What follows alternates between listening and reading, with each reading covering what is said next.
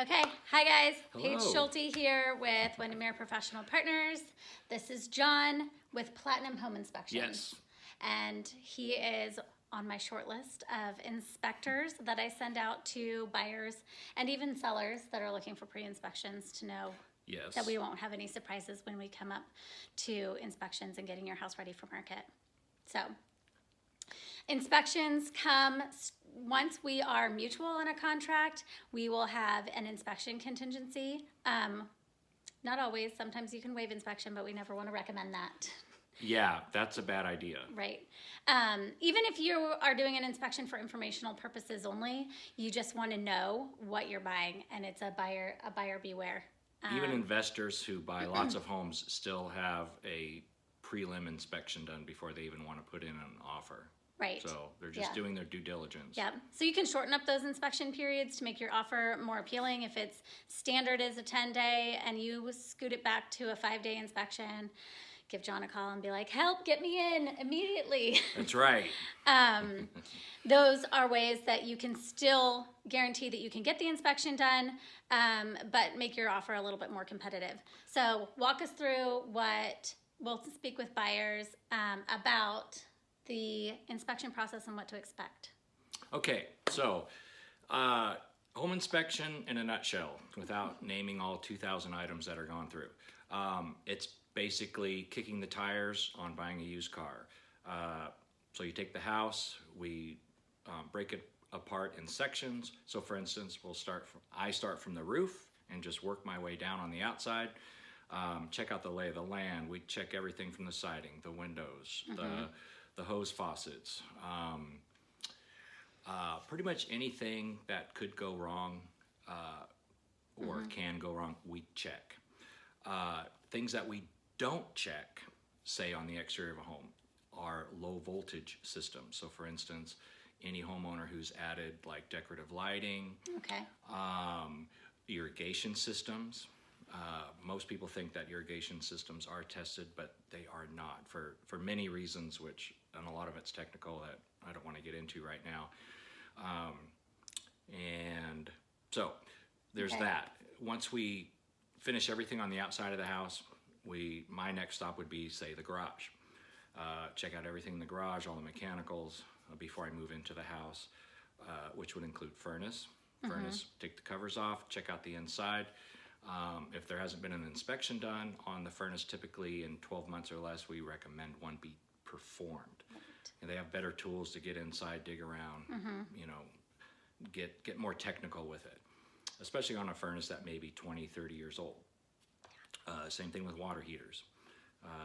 Make sure it's not leaking, make sure all the fittings are working properly. I just had mine replaced. I'm so yeah. happy when you come through, you'll be like, oh, brand new, 2018. Exactly, and which would include having seismic straps put on, the TPR valve drain line. Some of this you may not understand, but it's part of what's inspected. From there would be moving inside to the house. So I would then check all the plumbing rooms, turn on all the faucets, hot, cold, both together, make sure we don't have any leaks in our drains or any of our supply lines, faucet handles, showers, toilets, make sure toilets aren't loose. If there's a toy stuck in the drains, are you going to catch that? If there's something stuck in the drain, we may not catch it, but if it's backing up, that's an indication, hey, it's clogged. We may need to snake it, even with just those cheap little plastic deals. Usually it's not rocket science to fix something like that. Okay. So all the plumbing rooms are checked out, which would include the laundry room, of course. All the appliances are always checked out, turned on, however it functions. Dishwasher. That's what we do with it. Yeah. The dishwasher. So yes, once we're done with, say, the laundry room and the bathrooms, the kitchen area, turn on all the appliances. Check out the refrigerator. Is there a water dispenser? Is there an ice maker? Check the seals out. Make sure all the drawers are working properly. Same thing with all the cabinets, the oven, the cooktop, the ventilation system. Is it vented properly? All of that technical stuff that most people don't ever think about is what we check out. Now, I would just like to add that home inspections are visual inspections only, aside from, say, pulling the electrical panel cover off and looking inside the furnace and whatnot. Visual inspection, what does that mean? It means we don't move big things around. We don't move furniture. We don't, if there's, unfortunately, this happens from time to time, but not very often, something blocking the attic access, like big stuff in a garage. Unfortunately, we're not going to be able to go up in there. So I may have to make a return trip. Right. Which we'd recommend. There's lots of surprises in attics and crawl spaces. Yes, They that's can where tell I you a find lot the about biggest guts. issues is attic and crawl spaces, for sure. So there's all the plumbing areas, that's including our kitchen, with lots of appliances that can go wrong. From there, I move on to all the standard rooms. Every room, outlets are tested, light switches are turned on. Is there a burned out bulb? Is it because it's a burned out bulb, or is that socket not working because that appliance or light fixture or whatnot is faulty? So what I always recommend is having it in proper working order prior to closing. Does that mean change the light bulb? Usually. Stairway systems, especially in older homes, are their rails secured? Does it meet minimum requirements? And good segue into code, building codes. Home inspections do not talk about code.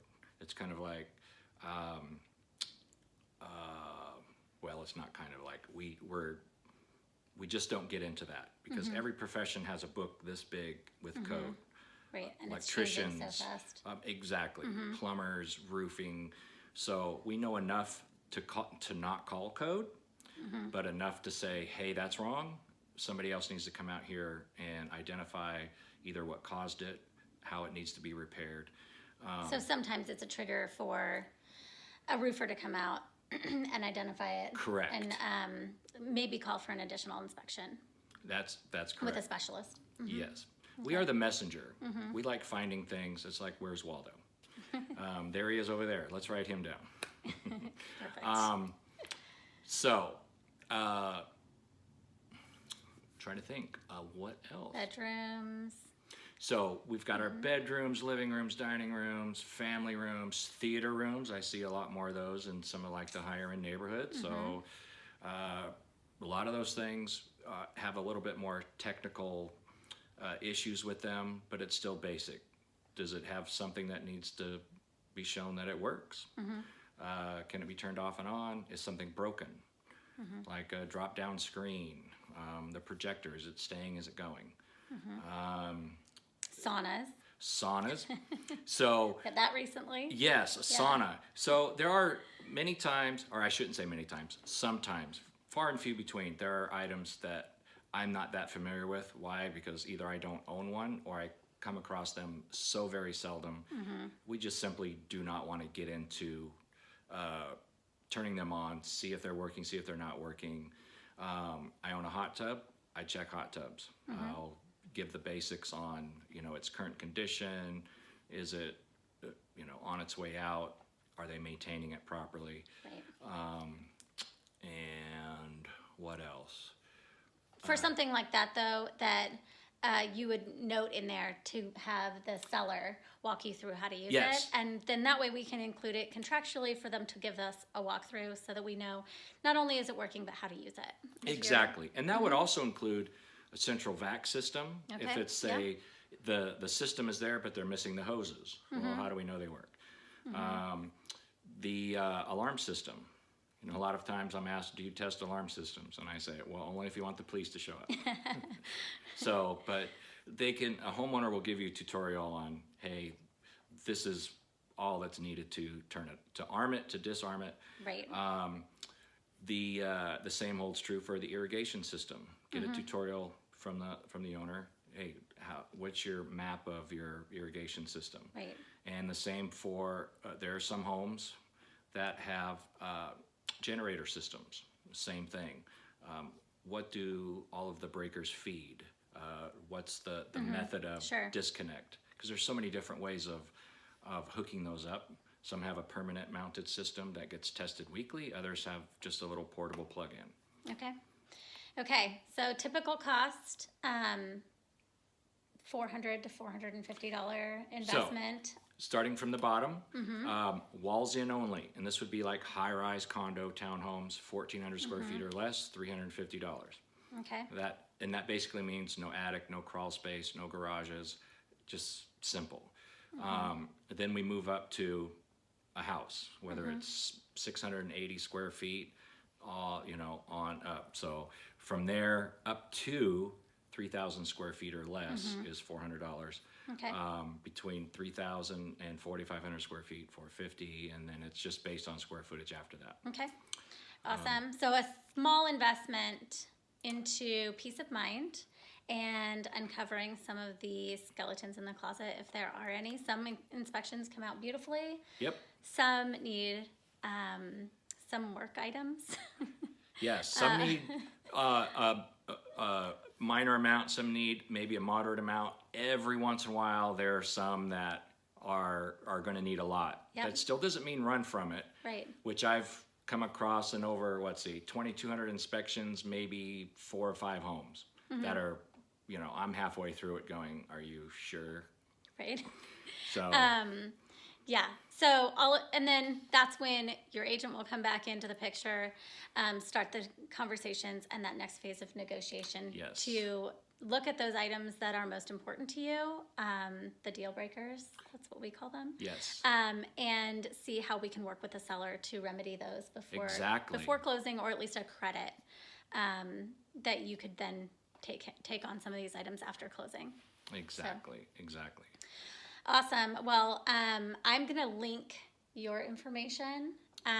We always give a few options. That way you can shop wisely for inspections and inspectors. But besides home inspections, there's a number of different inspections related to well tests and sewer inspections. If you're high bank, you might be looking at a geotech report. So this just scratches the surface, but this is absolutely 100% the way you want to go, is make sure you get a home inspection. Do your due diligence. Yep. Caveat emptor, buyer beware. Yep. All right. Thank you, guys.